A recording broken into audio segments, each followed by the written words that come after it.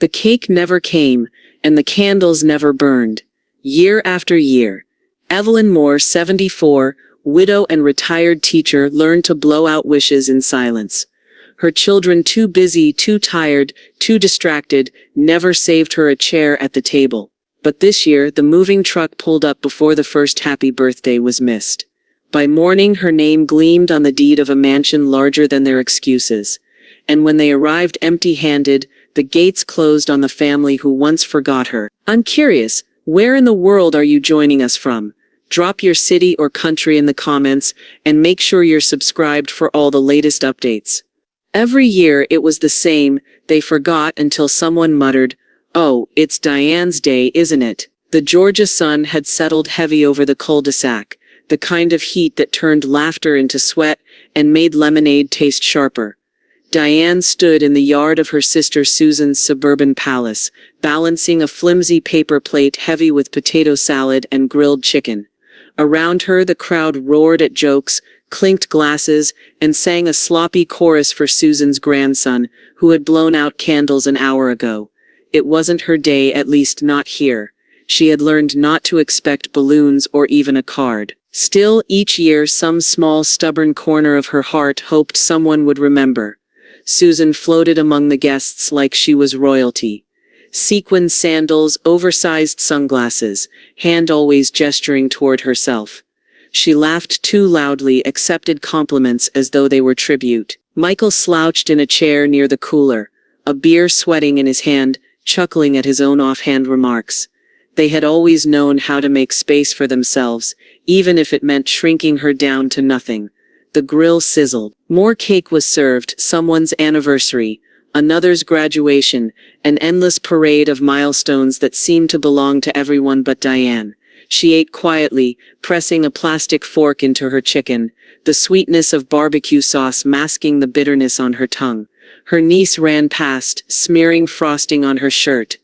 "Aunt Diane, can you hold this?" she chirped, thrusting a half-eaten cupcake into Diane's hand before darting away. Diane held it delicately, a napkin shield between her fingers and the sticky sugar, as though it were proof of her role. Convenient, invisible, always holding someone else's leftovers. The conversation swelled. Someone finally muttered, "Wait, wasn't it Diane's birthday this week?" Heads turned briefly, then turned back. Susan smirked, brushing it off with a dismissive wave. "Oh, right, we'll grab a pie later." The dismissal stung sharper than if they'd said nothing at all. Laughter surged again, carrying on without her. Diane took her fork, stabbed a piece of potato salad, and chewed slowly. It was remarkable, she thought, how you could be surrounded by family and still feel like an empty chair at the table. Her brother's voice carried across the lawn, lazy and cutting. "She's used to being invisible." The remark rolled off his tongue as easily as smoke. People chuckled awkwardly, unwilling to challenge him. Diane smiled faintly, hiding the tremor in her chest, and set her plate aside. She slipped inside the house under the pretense of freshening up. The air conditioning blasted too cold. The hallway lined with framed photographs that told the story of Susan's curated life, vacations, new cars, award ceremonies. Not a single photo of Diane, not in childhood collages, not in family holidays. Even her absence had been edited into permanence. She stared for a moment, then turned away.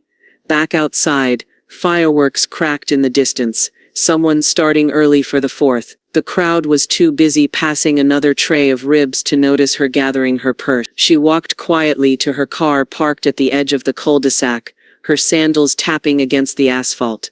No one stopped her. No one called her name. The car door groaned as she pulled it shut, sealing her into silence. The air smelled faintly of sunscreen and charcoal, clinging to her clothes like residue.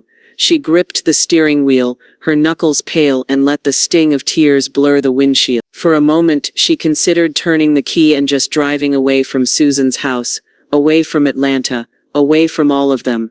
But the weight of years anchored her still. She sat there, the hum of cicadas swelling outside, the muffled laughter of her family echoing through the glass. And then, almost to herself, almost as if she were testing the sound of her own voice, she whispered, "Next year you'll remember.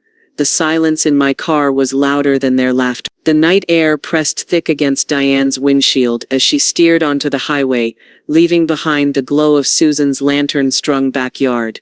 The hum of the tires filled the silence, broken only by the occasional rattle of a loose cup in the console. She hadn't turned the radio on. She couldn't bear another layer of noise after a day spent drowning in it.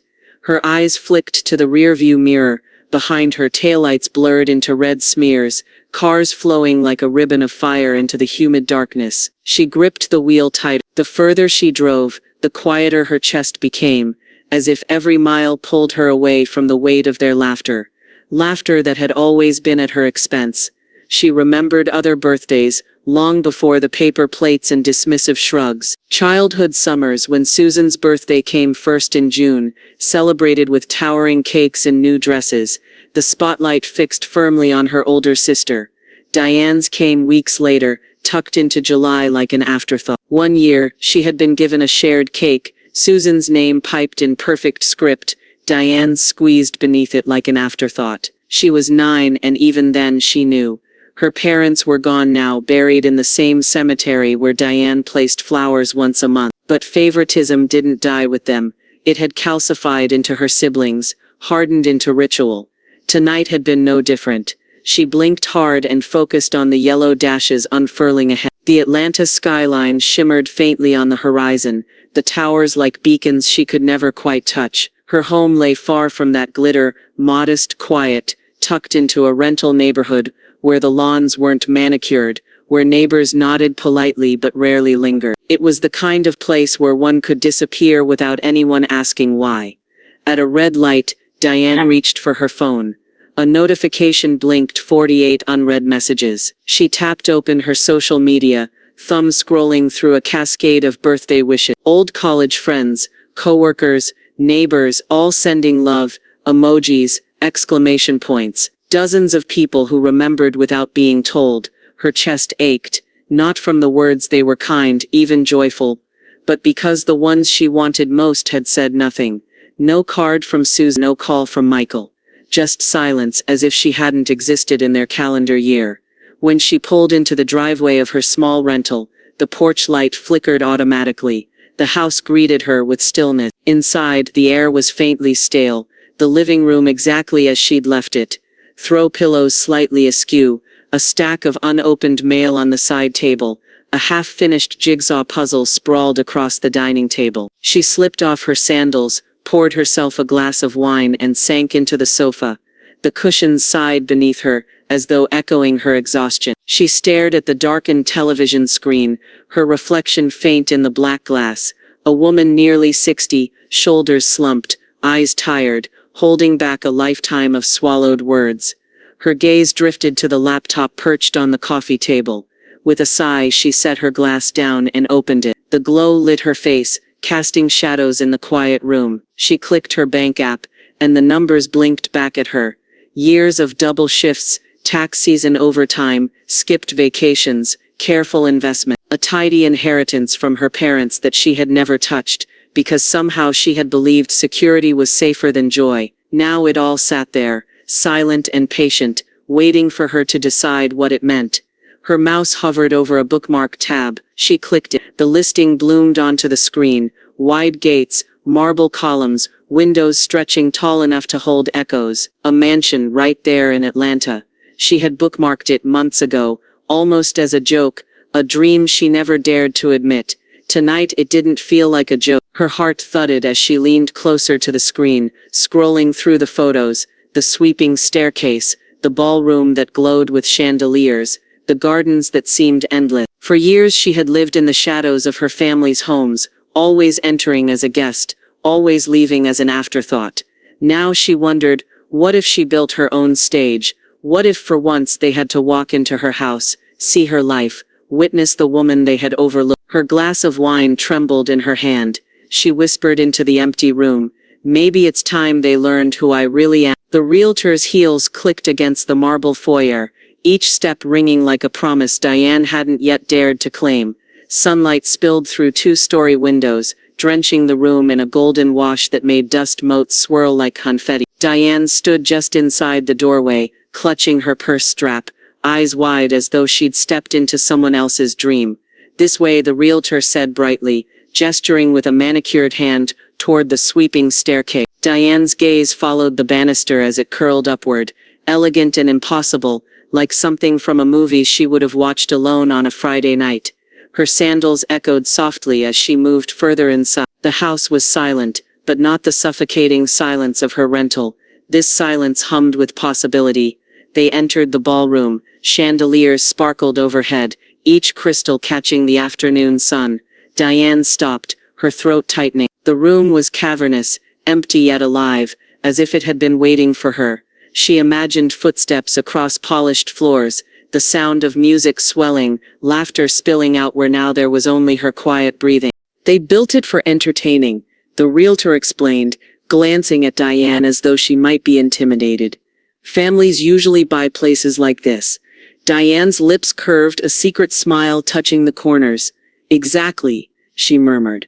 The realtor tilted her head, not understanding, but Diane didn't elaborate. She didn't need to. They moved through the house, the library with shelves that soared higher than she could reach, the kitchen with marble counters that gleamed like untouched snow, the garden where roses tumbled against wrought iron fencing. Each room unfolded like a page she hadn't realized she'd been waiting to read.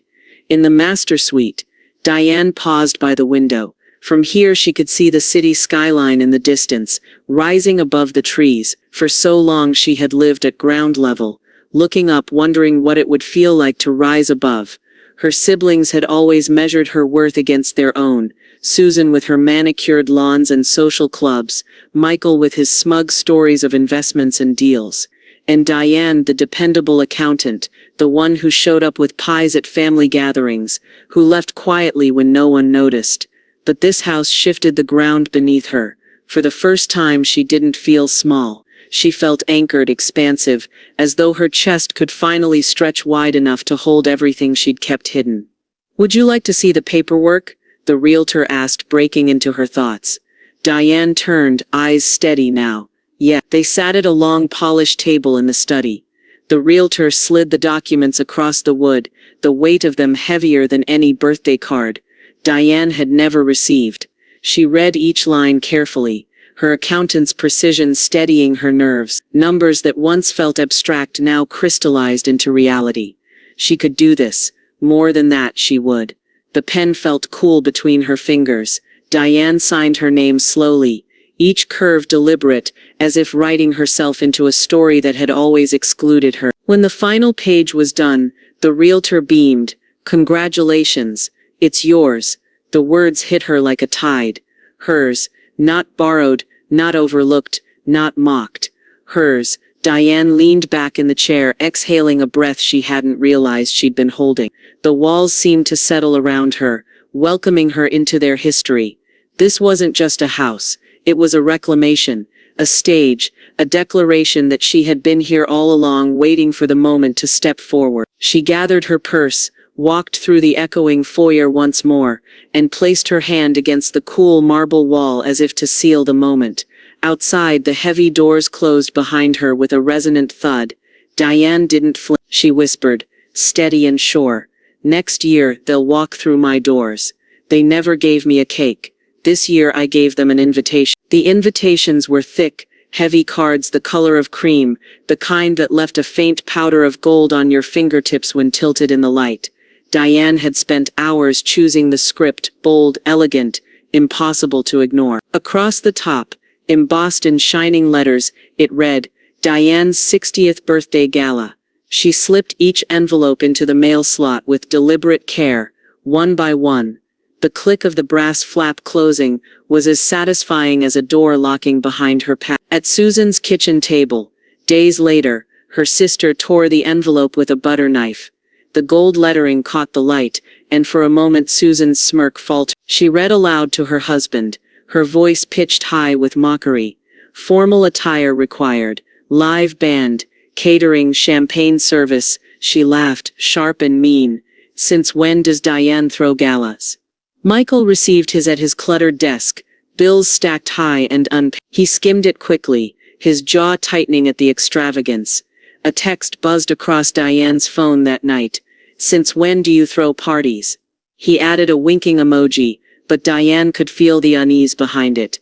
She didn't answer. Instead, she poured herself another glass of wine and clicked through her new email thread with the event planner.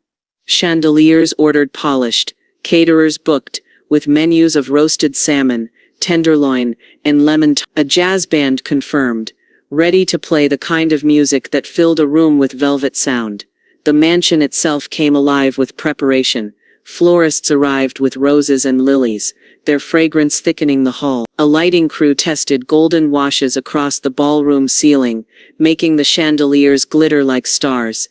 Delivery trucks lined the driveway tables, linens, velvet ropes. Each knock on the door was another piece of the vision she'd quietly carried in her chest for decades. On the third evening, Diane opened a wardrobe bag that had been delivered from an upscale boutique.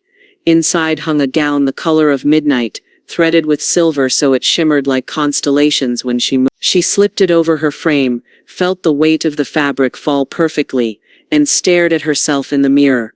For once, she did not see the overlooked sister. She saw the woman who had endured in silence, who had signed her name on marble and made the walls her own. The gown whispered when she turned, pooling at her feet like a tide. She smiled. At the bottom of each invitation, in small but unmistakable print, she had added a final line, "Hosted at my home." Susan read that line 3 times. Her laughter dimmed into something taut, a crease forming at her brow. She passed the invitation to her husband without speaking, as if needing confirmation that her eyes weren't deceiving her. Michael read his copy again, slower this time, mouth pressed thin. Diane could almost hear the unspoken question running through him. How? But Diane in her mansion didn't need to answer. The house itself would. She stood in the center of the ballroom one late evening, the chandeliers lit even though no one was there to see. Music from a speaker drifted upward, filling the cavernous space with notes that seemed to bow at her feet. For decades her birthdays had been an afterthought, a muttered apology over paper plates and cheap pie. Now the air shimmered with something different. Anticipation. Diane tilted her head back, eyes on the glittering ceiling, and whispered to herself, "When they walk through these doors, it won't be me who goes pale. I'd walked into their homes as a shadow. Tonight I opened my own doors as a queen." The driveway glittered with headlights, a slow procession of sleek cars winding up the long curve that once belonged to strangers, and now bore Diane's name on the deed. Valets in black suits stood ready, opening doors with practiced grace as guests stepped out, their gowns brushing against the summer night air, their tuxedos catching the porch light. Inside, the chandeliers were lit to their fullest brilliance, casting golden rain across the ballroom. Tables gleamed under silver flatware and crystal glasses. The band struck the first chords, a velvet swing that made the marble floor hum.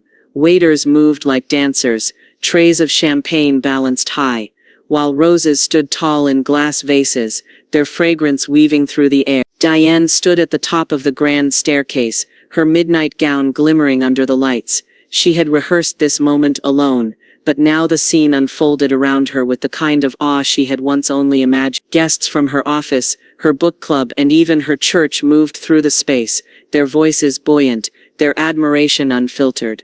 Then the double doors opened again. Susan and Michael stepped inside. For a moment they froze. The marble staircase, the chandeliers, the music, it all pressed against their expectations, crushing them. Susan's eyes darted around, lips tight as though she'd bitten into something sour. Michael's posture stiffened, his jaw twitching, his gaze flicking from one glittering detail to the next as though tallying its cost. "Lovely rental, Diane," Susan finally said when they reached her, her voice pitched just loud enough for nearby guests to hear. The words dripped with false sweetness, the kind that masked envy. Diane's smile didn't falter, she leaned in slightly, her voice calm but cutting. "Oh no," she said. "It's mine." The air seemed to pause. Michael blinked hard, his face paling as if the chandeliers had stolen his blood. Guests nearby exchanged glances, eyebrows raised in quiet recognition of the shift. For the first time, the siblings were not hosts, not controllers of the narrative, they were spectators. Susan laughed once, brittle as glass, but it broke quickly under the weight of the room's attention. She retreated to the drink table, fingers tightening around her clutch. Michael remained stiff, his gaze never settling, as though the walls themselves were mocking him. Diane descended the staircase slowly, every step echoing with a certainty she hadn't known she possessed. When her feet touched the marble floor, applause rippled, not the forced clapping of obligation, but the warm, unprompted welcome of guests who saw her, perhaps truly for the first time. She greeted them graciously, thanking colleagues for coming, laughing with book club friends who marveled at the house. Every word felt like a crown placed upon her head, every handshake a confirmation that she had rewritten her story. Susan hovered at the edges, her smile cracking at the corners. Michael nursed his drink, his face pale and drawn, as though he had swallowed a stone. Then, just as dessert trays began to circulate and the room pulsed with energy, the band leader tapped the microphone. His voice boomed across the ballroom, smooth and commanding. "Ladies and gentlemen," he said, his eyes sweeping toward the staircase where Diane had first appeared, "let's raise our glasses tonight to the lady of the house." Diane, celebrating her 60th year with all the grace of a queen. Glasses lifted, crystal chimed, guests turned toward her. Waiting, the moment thickened, charged with expectation. Susan's jaw clenched, Michael's knuckles whitened against his glass. Diane felt every eye turn toward her as the band leader called her name. For the first time in 60 years the room belonged entirely to her, and she knew the words she chose next would decide everything. For the first time in 60 years the room went quiet when my name was called. The band leader's words still echoed as Diane stepped forward, the hum of anticipation swelling around her like the intake of a single collective breath. She moved slowly, deliberately, her gown whispering against the polished marble floor. A waiter extended a flute of champagne. She accepted it, but her hand didn't tremble. The microphone stood tall on the small platform near the band. Diane approached, her heels clicking, the sound as sharp as punctuation in the silence. When she took the mic the room hushed deeper, the laughter and chatter dissolving until only the faint clink of ice in glasses remained.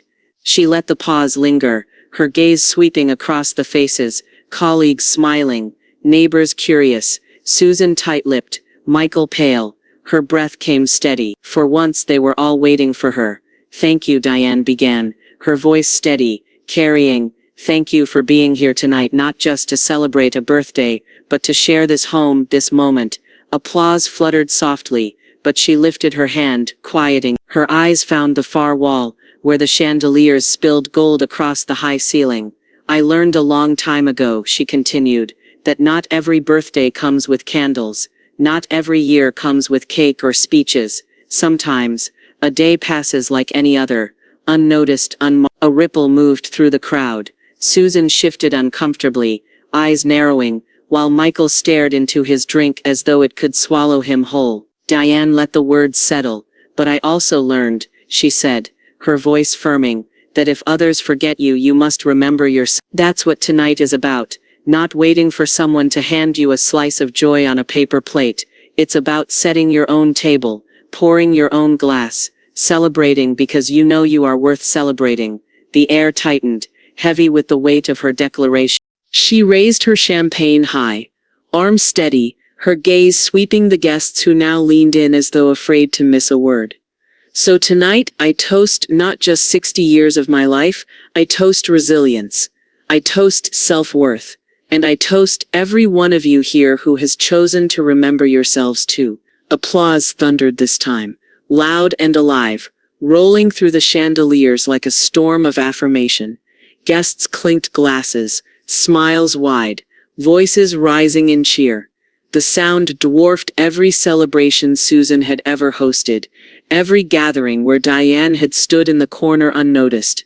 Tonight the noise was hers. She lowered the mic, stepping back with calm dignity, as if she had not just shaken the room but merely spoken the truth aloud. The band slid seamlessly into an upbeat number, the crowd lifting again, but their eyes still returned to Diane, as though she carried a new gravity. Susan sat rigid at her table, fingers clenched around the stem of her glass. Her smile was frozen, brittle, the applause like knives in her ears. Michael muttered something to himself, inaudible, but the color had not returned to his face. Diane, meanwhile, walked back down the steps from the platform, her head high, her heart hammering with a rhythm that felt less like nerves and more like victory. People stopped her to touch her arm, to whisper beautiful speech, or thank you for that. She met their words with warmth, but inside she let herself savor the shift. She had not begged for their attention, she had claimed it, and they had given it willingly. As she reached for another glass of champagne, she felt Susan's eyes burning into her from across the room, eyes that promised this night wasn't over. Not by a long shot. They found me in the kitchen, but I was no longer the one on dishes. The night had gathered its rhythm, music pulsed, laughter swirled, waiters wove in and out with trays of hors d'oeuvres. Diane had slipped into the kitchen for a breath, her hand brushing over the cool marble of the island. The scent of roasted rosemary chicken and baked brie lingered in the air, a far cry from the paper plates and store-bought pies of years past.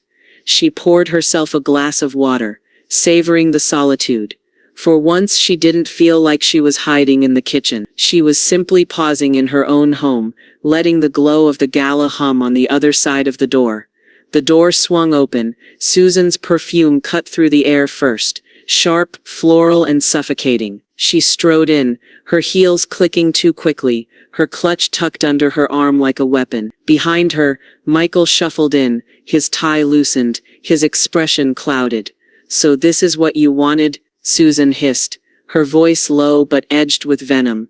"To humiliate us, to parade your money, your house." Diane took a sip of her water before answering. "I wanted a birthday," Michael scoffed, stepping forward. "You could have told us, instead you blindside us with," he gestured vaguely, as though the very walls offended him. "All of this, since when do you have millions lying around?" "Since I worked for it," Diane replied evenly. "Since I saved, invested. Since I didn't waste it chasing status." Her gaze flicked to Susan, whose diamonds sparkled a little too brightly under the kitchen lights. Susan's cheeks flushed. "You're making us look small, Diane." Diane set her glass down, her voice calm, each word deliberate. "No, Susan, I didn't make you look small. I just stopped making myself smaller." For a moment silence stretched, broken only by the muffled notes of the jazz band, beyond the door. Susan's lips thinned to a sharp line. Michael shifted uncomfortably, his eyes darting anywhere but his sister's face. Then from the side door, Valerie appeared. Diane's oldest friend, who had been checking in on the caterers. She froze for only a moment, taking in the tension, then stepped closer, her presence firm. "Everything okay in here?" Susan bristled. "This is family business." Valerie's smile was kind, but her words cut like glass. Then maybe family should have remembered her birthday before now. Susan's face darkened, but she said nothing. Michael muttered under his breath, shaking his head, but offered no defense. Diane felt a swell of warmth toward Valerie. She straightened, her voice steady. "I should get back to my guests." She brushed past her siblings, not hurried, not shrinking, but walking with the unshakable grace of someone who had stepped out of the shadows and discovered the light didn't burn, it healed. Behind her, she heard Susan's voice, low and seething, words meant not for the room, but for the wound. "She's not finished with us." The words clung to the kitchen walls as Diane rejoined her guests, but she carried herself higher, knowing the war her sister promised had already begun. What they mocked became what everyone else admired. The morning after the gala, sunlight spilled through the tall windows of Diane's new dining room. The house was quieter now, echoing only with the faint tick of a grandfather clock in the hallway. Diane sat at the table with a steaming cup of coffee, scrolling through her phone. Her notifications had exploded overnight. Photos from the gala, her chandeliers glowing, her guests laughing, her toast raising a glass, were already splashed across social media. A colleague from her firm had posted Diane's birthday was an evening of elegance and heart, an unforgettable night. Comments cascaded below, praising her taste, her poise, her generosity. Diane sipped her coffee, a smile tugging at her lip, not because of the attention, but because the story wasn't about her siblings anymore. It was about her. Meanwhile, in Susan's neat suburban kitchen, the mood was sour. She scrolled her own feed, her fingers tightening around her phone, as she saw photo after photo of Diane's home. Diane's gown, Diane's face lit by applause. Friends Susan had always assumed belonged to her circle, were now commenting things like, "So proud of you, Diane," and "Absolutely stunning evening." Susan's jaw clenched. She tossed the phone onto the counter, muttering she bought her way into their praise. Michael wasn't faring better. At his condo, bills stacked on the coffee table, he tried to dismiss the photos as Diane's midlife crisis. Yet the calls he received that morning weren't about his own business or plans, they were questions about Diane. Was that really her house? How long has she had that kind of money? His vague, dismissive answers didn't convince anyone. Back at the mansion, Diane wandered through her garden, her heels sinking slightly into the soft earth, as landscapers arrived to begin planting roses along the stone path. Neighbors waved from across the wrought iron fence, one calling out, "Next time, invite us too, Diane." She laughed, promising she would.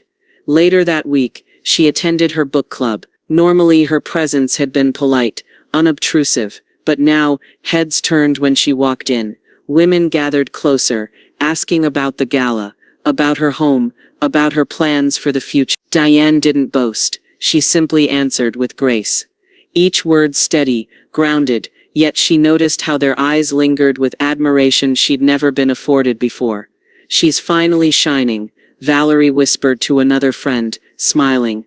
It wasn't just admiration. Invitations began arriving. Charity dinners, community events, luncheons hosted by women who once overlooked her. The shift was subtle but profound. Diane was no longer the background character in other people's stories. She was becoming a presence, a force, someone people wanted to know, to celebrate, to be near.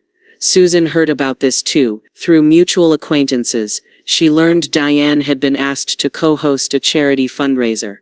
At her mansion, no less, someone had the words replayed in Susan's mind, souring her morning coffee. She vented to Michael, but he only grunted, distracted by his own financial troubles.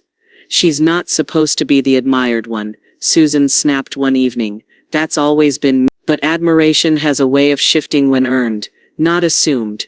Diane stood in her grand foyer one quiet afternoon, reviewing the embossed envelope she'd just received. Inside was a letter, an official invitation asking her to host an upcoming charity dinner. She traced the elegant script with her finger, her chest tightening with something she hadn't felt in years. Not anger, not resentment, but pride. She looked up at the chandelier above her head, remembering all those birthdays spent with paper plates and empty gestures. The irony wasn't lost on her. They had given her nothing, yet here she stood, offering something greater to others. Diane set the letter on the marble table, a smile pulling at her lips, unaware that Susan was already plotting how to crash the very dinner she'd just been asked to host. "They tried to hijack the table I built." The night of the charity dinner, Diane's mansion glowed like a lantern in the warm Atlanta dusk. Strings of golden lights traced the hedges, jazz floated through the air, and cars lined the circular driveway like a procession. Guests in sleek gowns and pressed tuxedos stepped into her home, greeted not by extravagance alone, but by warmth. Diane had insisted the evening feel elegant, yet open tables, arranged so conversation could flow, centerpieces low, so eyes met across them. She stood at the entrance in a midnight blue gown, her dog Champ sitting calmly at her side like a sentinel.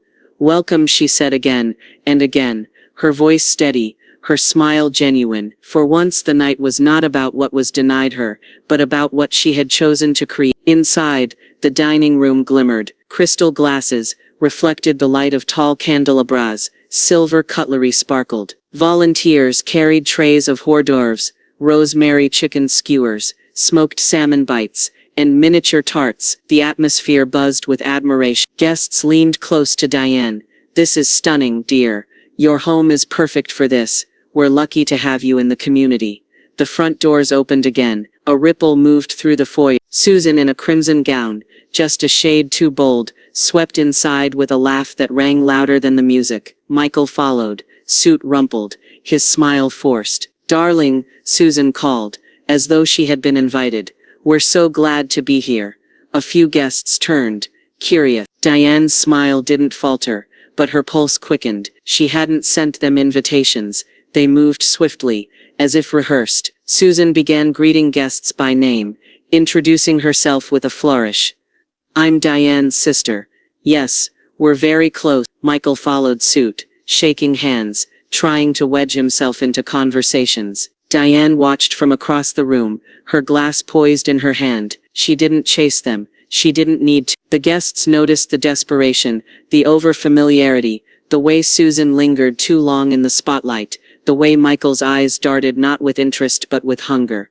At dinner, Susan positioned herself at the head of one table, lifting a glass as though to lead a toast. "Family is so important," she began, her voice dripping sweetness. "And tonight I'm just proud to see my baby sister finally—" A polite cough interrupted her. Guests shifted uncomfortably. Diane rose at her rightful table, her voice calm but careful. "I'm grateful for all of you here tonight. Every single one of you who believed in community, in giving back." Eyes swiveled to her, the room's center of gravity realigned. Susan's smile froze, brittle. Later, as dessert plates were cleared, Susan leaned toward Diane in the hallway. "You don't deserve this house," she whispered, eyes glittering.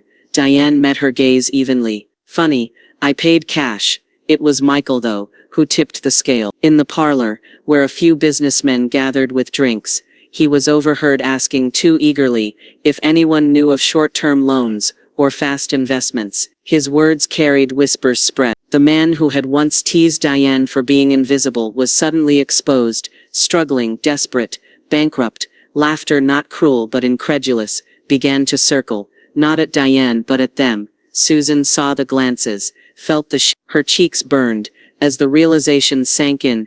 People were no longer laughing with her, they were laughing at her. "Men alone anymore.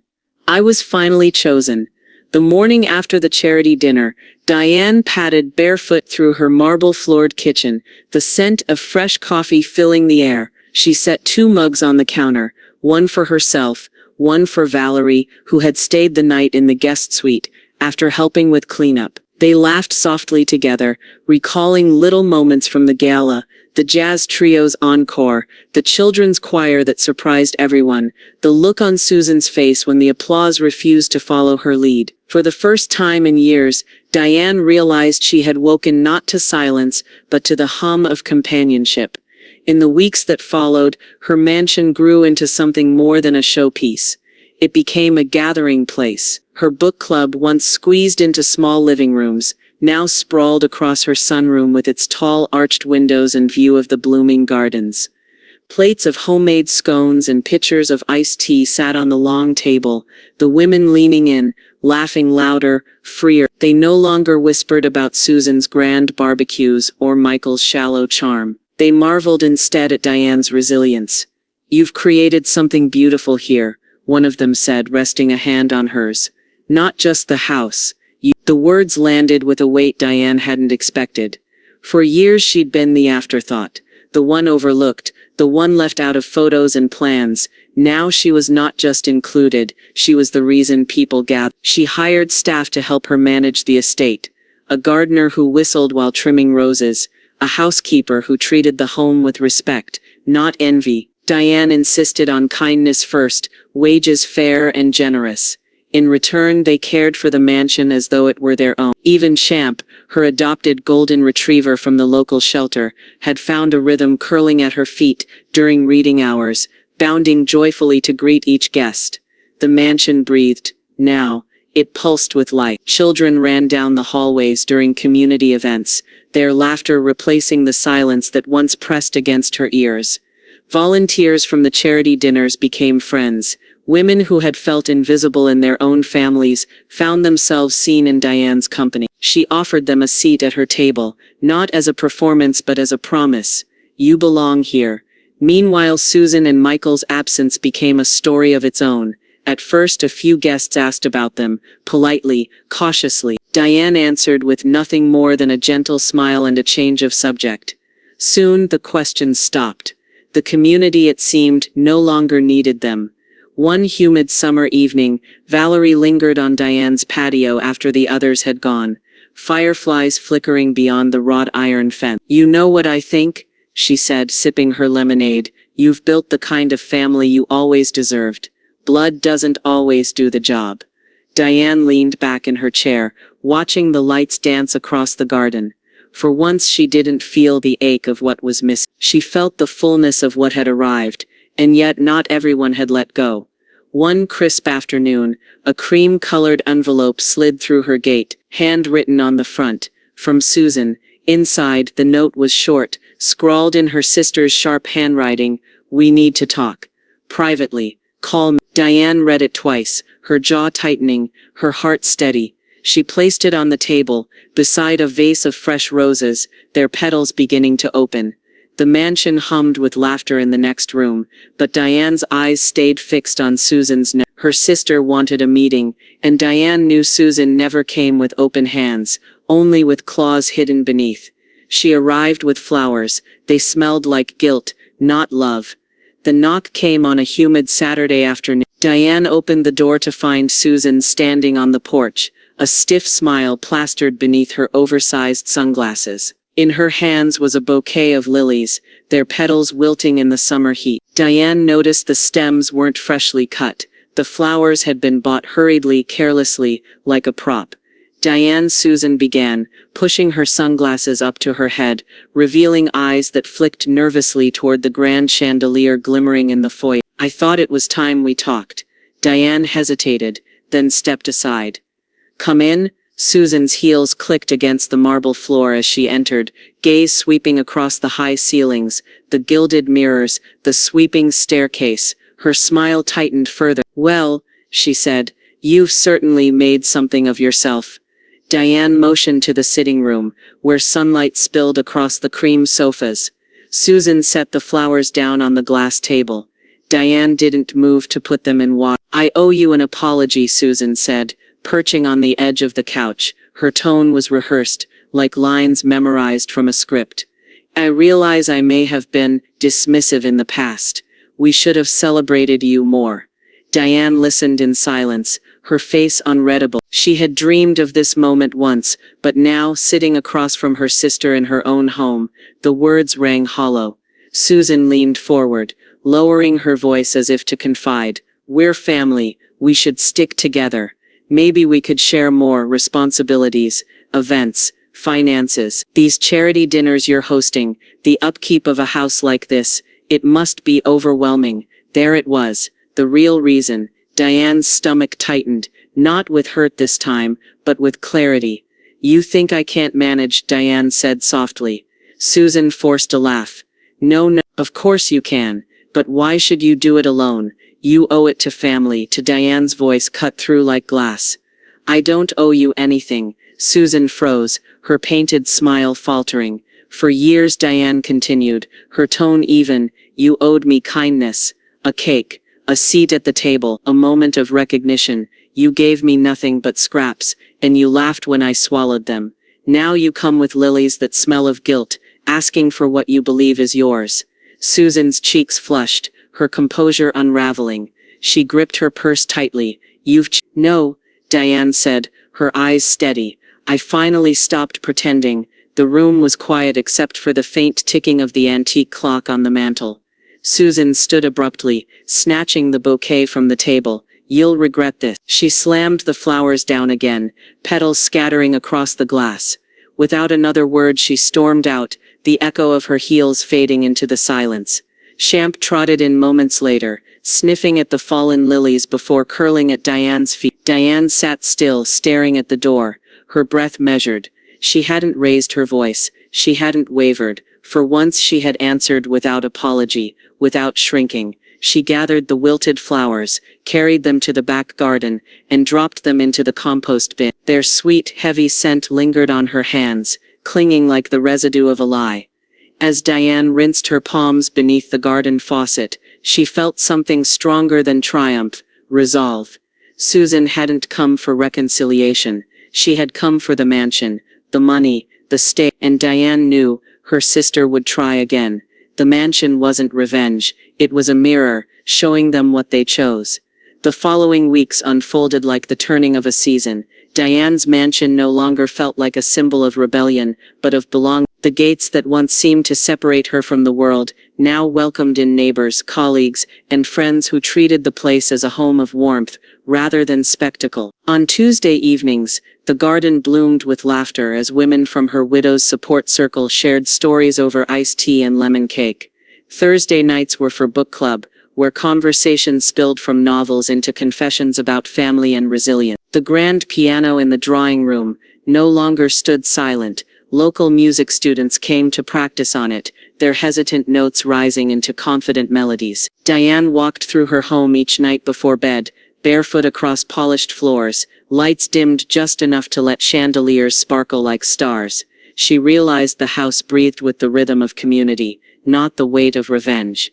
But the whispers still reached her. At the grocery store, at charity events, in church pews, people repeated things Susan had said. She's flaunting wealth she doesn't deserve. Michael told me she's unstable, throwing money around. Diane smiled politely, neither confirming nor denying. The more her siblings tried to smear her, the more ridiculous they appeared.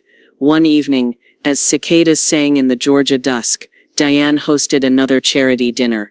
The tables gleamed with crystal glasses, silver cutlery, and floral arrangements from her own garden. Guests arrived in shimmering gowns and sharp suits, each greeted by staff who now knew them by name.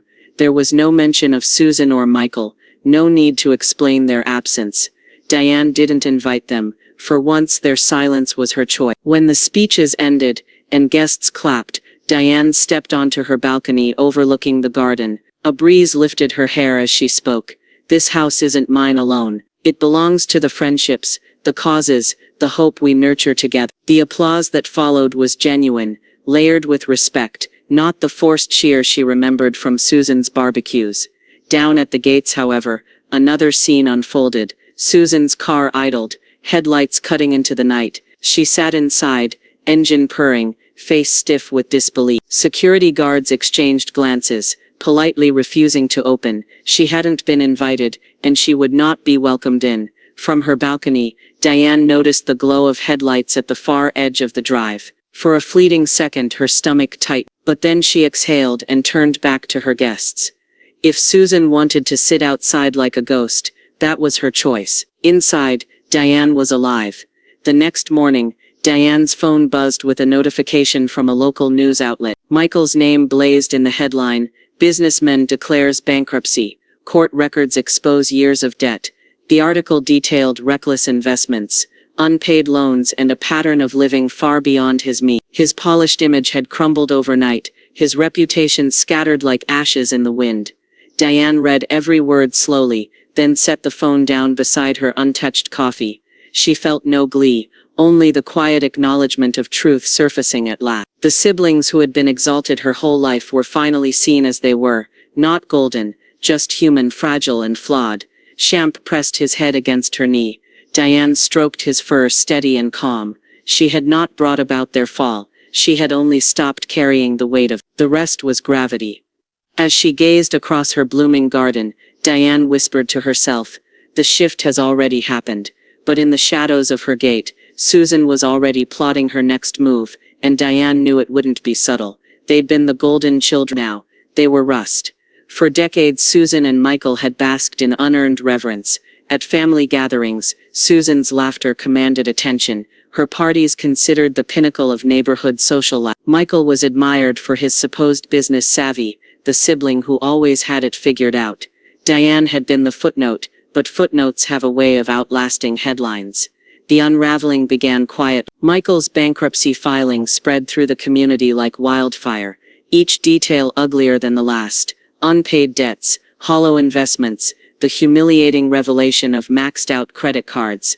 Business associates who once sought his counsel now crossed the street to avoid him. His phone, once buzzing with favors and opportunities, fell silent. Susan, tethered to her brother's status, felt the shift almost immediately. Invitations she'd always assumed were permanent began to disappear. Her phone buzzed with excuses. "Oh, the dinner is postponed." The committee decided to keep it small this year. In truth, no one wanted the drama, the bitterness, the arrogance that had once been tolerated only because of her social standing. Meanwhile, Diane's name surfaced in conversations Susan could no longer end. People spoke of her generosity, the way she hosted events that felt welcoming, not performative. Photos of Diane at charity galas appeared on social media, her smile radiant, her presence magnetic in a way Susan had never imagined possible. On a humid Thursday evening, Diane sat with her book club on the veranda, sipping iced tea while cicadas hummed. Valerie leaned closer, her voice warm. "You know, they used to talk about your sister all the time. Now it's you. People see you, Diane." The words lingered. Diane wasn't used to being seen. Not in that way. She felt the warmth of validation, but carried it lightly, like a shawl she could put down at any moment. She hadn't built her life for applause. But after years of invisibility, it mattered. Susan, however, was unraveling. One night, after another canceled invitation, she picked up the phone and dialed Diane.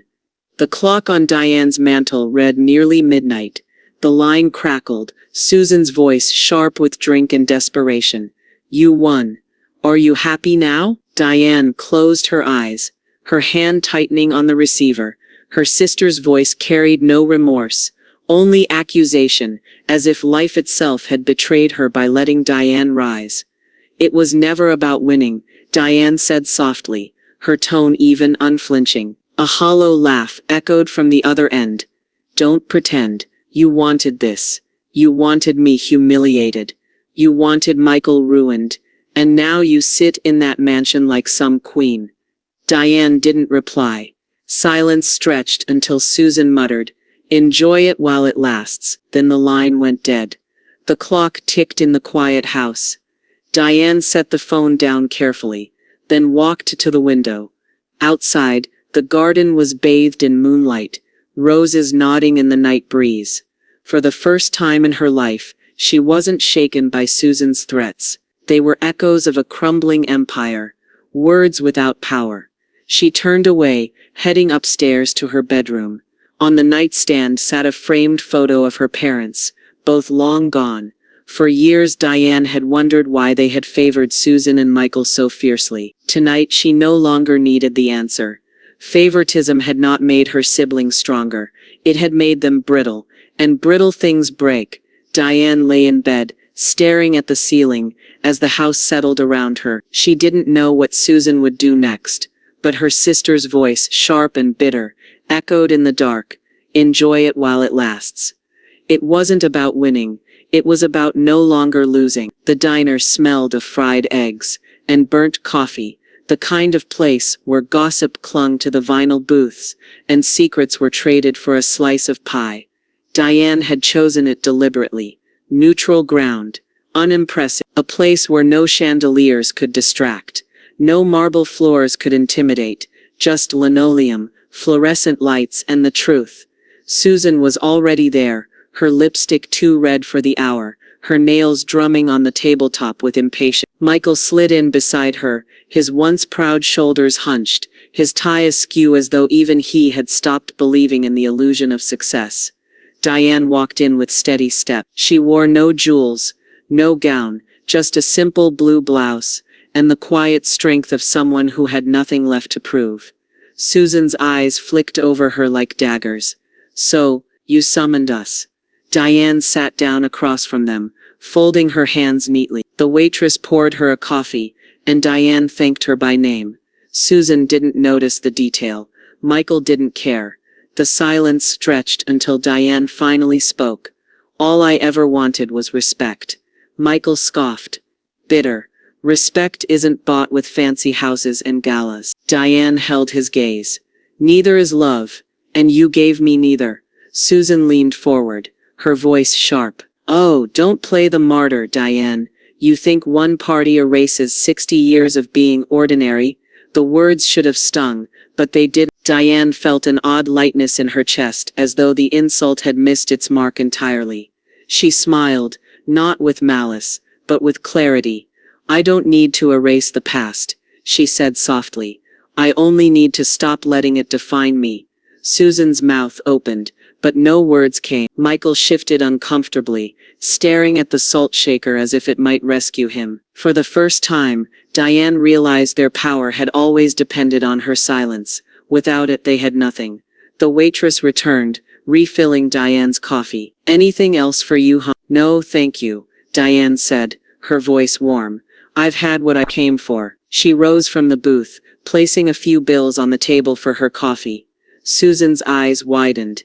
"That's it? You dragged us here to what? Lecture us? Walk away." Diane turned, her hand resting lightly on the back of the booth. "No," she said, her tone calm as steel.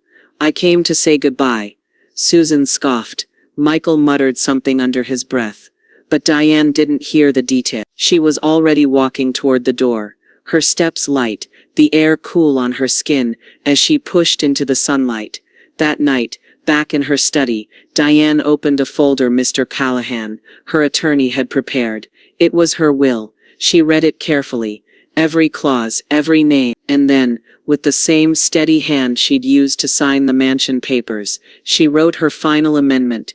All assets, property and trusts to be distributed among charities, scholarships and chosen family, Susan and Michael excluded, without context. Her pen scratched the page with calm finality. She signed her name, sealed the document and exhaled. It felt less like vengeance, more like release. She walked upstairs, placed the signed folder in her safe, and poured herself a glass of wine. The house around her was quiet, not with loneliness, but with peace. As Diane raised her glass to her reflection in the window, she whispered, "Here's to remembering myself." In the silence, she knew tomorrow would bring her first birthday in years that truly mattered. "They gave me paper plates.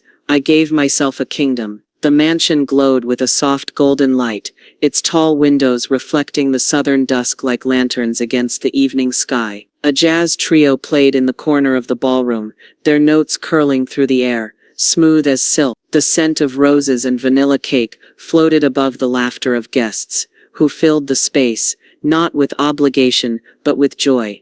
It was Diane's 61st birthday. She stood near the grand staircase in a gown of deep emerald, her hair pinned elegantly, her smile radiant. Around her were friends from the book club, women who knew her stories and her silences, colleagues from her long years in accounting, who admired her persistence and humor, neighbors who had embraced her in ways her own family never had. They raised their glasses as the band leader announced, "To the lady of the house." The applause thundered, genuine and warm. Diane's heart swelled as she felt the sound wash over her. Not the polite claps of family obligation, but the thunder of true celebration. At her feet Champ, her rescued golden retriever, wagged his tail happily, his head tilted as though he understood the moment belonged to her. Children of her new friends darted across the marble floor, chasing balloons, their laughter rising like music of its own. The cake was wheeled in, tall, elegant, layered with cream and strawberries. Its candles flickered like stars waiting. Valerie leaned in, whispering, "Make it a good wish this time." Diane chuckled softly, closing her eyes. For the first time in decades, she didn't have to wish for recognition. She didn't have to wish to be remembered. What she wished for instead was simple. More nights like this, filled with laughter, warmth and love that asked for nothing in return. The room hushed. The candles went out in one steady breath. Cheers erupted, and the music swelled again. Plates of cake were passed on porcelain, not paper, and glasses clinked in a rhythm of joy. As the night deepened, Diane stepped onto the balcony. The garden below was strung with fairy lights, the roses she had planted, glowing faintly in the glow. Behind her the sound of jazz and chatter carried on, but she needed this moment alone, to breathe it in. Marking 61 years was not just about age, it was about survival. It was about rising from decades of invisibility into a life she had built with her own hands, brick by brick, choice by choice. Susan and Michael were nowhere in sight by her design. Their absence was not a wound, but a relief. A silence that allowed other voices to be heard. The voices of those who cared. The voices of those who remembered. Valerie joined her on the balcony, holding 2 glasses of champagne. She handed one to Diane. "To new traditions," she said, raising hers. Diane smiled, clinking her glass. "To finally being seen." The 2 women sipped in companionable silence, as fireworks bloomed faintly in the distance, their light scattering across the sky. Inside, The guests laughed, sang, celebrated. The house was alive, not with arrogance, but with warmth. When Diane returned to the ballroom, the crowd called for a toast. She stood before them, glass in hand, her voice steady but tender. For years, she began, my birthdays were forgotten, sometimes by accident, sometimes I think by choice. I learned to eat from paper plates, to swallow disappointment quietly. But tonight is different. Tonight I don't need anyone to remember me, because I remembered myself. Applause surged again, louder than the music. Tears welled in her eyes, but they were not from sorrow, they were from release. She raised her glass higher. Here's to remembering ourselves, because that is the beginning of freedom. The room erupted in cheers. Glasses clinked, music flared, and Diane laughed. A full, unrestrained laugh that seemed to echo through the walls she had once thought would always be silent. As the celebration carried on, Diane glanced around the glittering room, at friends who had become her family, at the dog curled happily at her feet, at the mansion alive with joy. For the first time in 61 years her birthday mattered. They had gone pale, but she had come alive.